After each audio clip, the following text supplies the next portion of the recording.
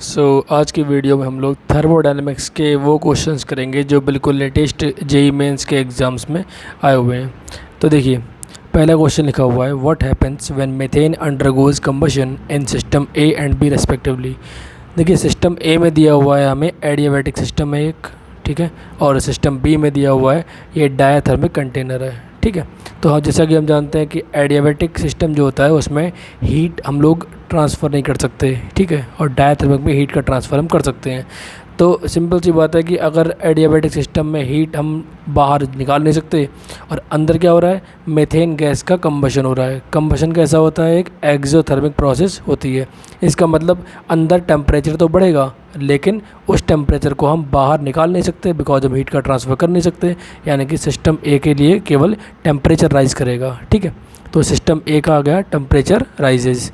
Second में क्या लिखा हुआ है कि डायाथर्मिक कंटेनर है, तो जैसे ही अंदर क्या होगा, एक्सोथर्मिक रिएक्शन होगी, टेम्परेचर राइज करेगा, और टेम्परेचर राइज करेगा तो डायाथर्मिक कंटेनर है, इसीलिए वो टेम्परेचर जो है उस डिफरेंस की वजह से हीट का फ्लो हो जाएगा, यानी कि टेम्परेचर बेसिकली कांस्टेंट हो जाएगा। जितना भी टेम्परेचर अंदर बढ़ेगा वो बेसिकली डायाथर्मिक वॉल्स की वजह से क्या हो जाएगा, बाहर के लिए यानी सराउंडिंग के लिए पहुंच जाएगा, तो टेम्परेचर आपका सेम रहेगा, यानी कि आपका आंसर आ गया ए वाला, temperature rises and temperature same.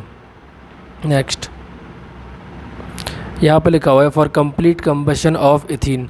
एक एथीन की कंबशन रिएक्शन दी हुई है, ये भी हमारी कैसी होती है, एक्सोथर्मिक होती है, पता होना चाहिए हमको।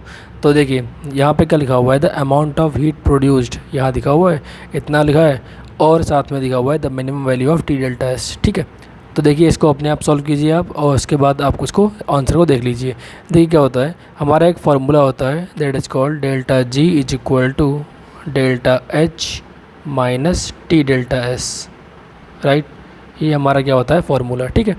अब यहाँ पे इन्होंने कहा है कि इक्विलिब्रियम, यहाँ पे लिखा हुआ है वर्ड एक इक्विलिब्रियम।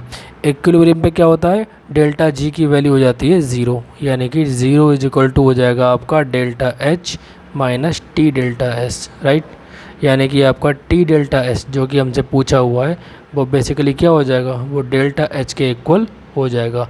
तो हमारा टारगेट क्या है, हमारा टारगेट है डेल्टा एच निकालना। तो डेल्टा एच का फार्मूला क्या होता है, डेल्टा एच आप कैसे निकाल सकते हैं, डेल्टा एच का आपका फार्मूला होता है delta H is equal to delta U plus delta N G R T, right. अब देखिए डेल्टा एन जी यानी कि gaseous moles of product minus gaseous moles of reactant. अगर आप ध्यान से देखेंगे तो आपको देखेगा कि राइट हैंड साइड यानी कि प्रोडक्ट साइड में केवल 2 गैसियस मोल्स हैं CO2, और लेफ्ट हैंड साइड में हमारे 3 और 1 4, यानी कि 4 आपके क्या हैं, गैसियस मोल्स हैं। तो हम बोल सकते हैं डेल्टा एन जी की वैल्यू क्या आ जाएगी, 2 माइनस 4, तो आपका यहाँ पे आएगा -2। तो डेल्टा एन जी की वैल्यू आप रखेंगे -2, राइट। अब बात आती है डेल्टा यू कहाँ रखेंगे हम। तो देखिए डेल्टा यू जो होता है heat content at constant volume, ठीक है, जो हमें दिया हुआ है ऑलरेडी कितना 1406 किलो जूल, ठीक है।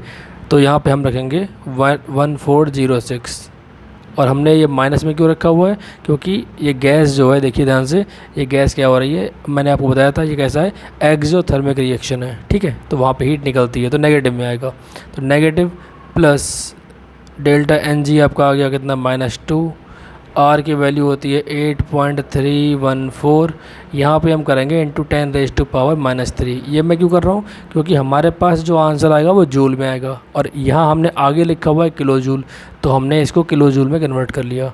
टेम्परेचर आपको दिया हुआ है कितना, 300 दिया होगा टेम्परेचर, तो इसको आप सॉल्व कर लेंगे। इसको जैसे ही आप इस पूरे मल्टीप्लाई को करेंगे और प्लस माइनस करेंगे तो जो आपका आंसर यहाँ से निकल के आएगा वो आएगा अराउंड -1411 किलो जूल पर मोल, किलो जूल पर मोल, राइट।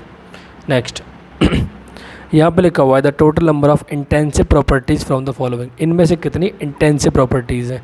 इंटेंसिव प्रॉपर्टीज़ वो होती हैं जो कि मैटर यानी कि बल्क पे डिपेंड नहीं करती हैं, और आप चाहे उसको 1 लीटर लें चाहे आप 10 लीटर लें, उससे कोई अंतर नहीं पड़ता, प्रॉपर्टी सेम रहती है। फॉर एग्जांपल देखिए आप ध्यान से, वॉल्यूम तो आपका एक्सटेंसिव हो गया, जब भी किसी टर्म के आगे लग जाए मोलर तो आप समझ जाइए वो इंटेंसिव बन चुका है। तो मोलर हीट कैपेसिटी आपका पहला इंटेंसिव मोलैरिटी आपका दूसरा इंटेंसिव। ई नॉट सेल भी आपका क्या होता है, इंटेंसिव होता है। हम इलेक्ट्रोकेमिस्ट्री में देखते हैं कि ई नॉट सेल क्या होता है, एक इंटेंसिव प्रॉपर्टी होती है। इसीलिए हम लोग ई नॉट की जब कैलकुलेशन किया करते थे तो डेल्टा जी का यूज़ करते हैं, ना कि ई नॉट सेल का। गिब्स फ्री एनर्जी चेंज, ये एक एनर्जी का टर्म है, ये एक्सटेंसिव होता है। मोलर मास, आप वाटर कितना भी लो उसके लिए मोलर मास 18 रहता है। तो ये 4 आपके ऐसे हैं, तो 4 आपका आंसर हो जाएगा। ये 4 ऐसे हैं जो क्या है, इंटेंसिव प्रॉपर्टीज़ हैं, राइट। नेक्स्ट आपका लिखा हुआ है the number of endothermic process from the following. यहाँ पे कौन कौन से प्रोसेस एंडोथर्मिक है, राइट। तो देखिए पहले ही प्रोसेस क्या दिया, I2 से बना हुआ है 2I, ये एक एटमाइजेशन है। तो एटमाइजेशन करने के लिए हमें एनर्जी देनी पड़ती है। तो पहला आपका क्या हो गया, एंडोथर्मिक। दूसरा देखिए HCl से बन रहा है H और Cl, ये भी क्या है, आप एटमाइज़ कर रहे हैं, तो एटमाइज़ करने में एनर्जी हमें देनी पड़ती है, तो ये भी क्या हो गया, एंडोथर्मिक। तीसरा लिक्विड से गैस, लिक्विड से गैस भी एक एंडोथर्मिक प्रोसेस होती है, इसे बोलते हैं enthalpy of vaporisation. C+O2, just मैंने आपको बताया था कि कंबशन जो होता है वो एक्सोथर्मिक होता है, तो ये आपका नहीं है, ठीक है। और डिसोल्यूशन ऑफ अमोनियम क्लोराइड, ये भी आपका क्या होता है, एंडोथर्मिक होता है। तो यहाँ पे आपके 4 आंसर हो जाएगा कि ये 4 प्रोसेस ऐसी हैं जो क्या है, एंडोथर्मिक है। नेक्स्ट क्वेश्चन लिखा हुआ है when 2 litre of ideal gas expends isothermally into vacuum. देखिए आइडियल गैस लिखा हुआ है और साथ में क्या लिखा है, आइसोथर्मली। बस यहीं से काफ़ी चीज़ें आपकी क्लियर होनी चाहिए।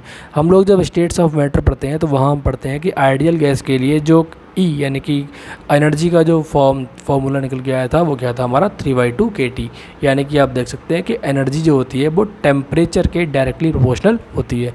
तो एनर्जी में चेंज कब होगा, जब टेम्परेचर में चेंज होगा। यहाँ पे लिखा हुआ है आइसोथर्मल, आइसोथर्मल मतलब टेम्परेचर कांस्टेंट रहा।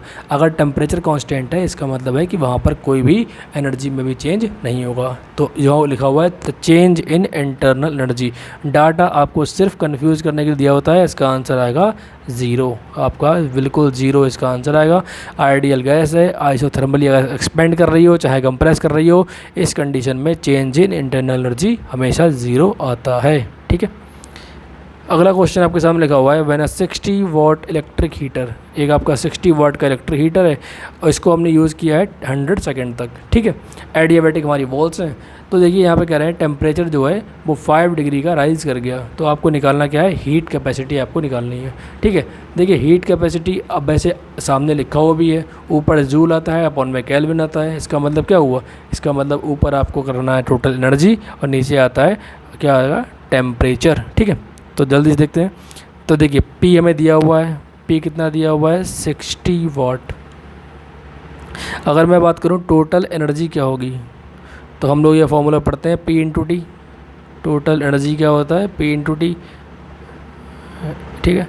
इसका मतलब क्या हुआ, P इंटू टी का मतलब हुआ P हमारा कितना है 60 और कितने टाइम के लिए था 100, यानी कि आपका आ गया 6000 जूल, ठीक है। ये आपका आ गया एनर्जी। अब ये कह रहे हैं कि कितना उसने टेम्परेचर राइज़ किया, ठीक है। तो आपका heat capacity is equal to होता है, ऊपर आ जाएगा 6000 और नीचे क्या आ जाएगा, कितने का राइज़ हुआ, 5 का राइज़ हुआ। तो आपका आंसर आ गया 1200 जूल पर kelvin. This is your answer. तो ये हमने कुछ क्वेश्चंस कर लिए हैं। नेक्स्ट वीडियो में हम नेक्स्ट के 5-6 क्वेश्चंस कर लेंगे। इस टाइप से सारे चैप्टर्स की प्लेलिस्ट आपकी ऑलरेडी पड़ी हुई है, वो चेक कर लीजिए। आपको जो भी चैप्टर देखना हो आप नाम डालिए, प्लेलिस्ट चेक कीजिए, आपको आंसर मिल जाएगा। Thank you very much.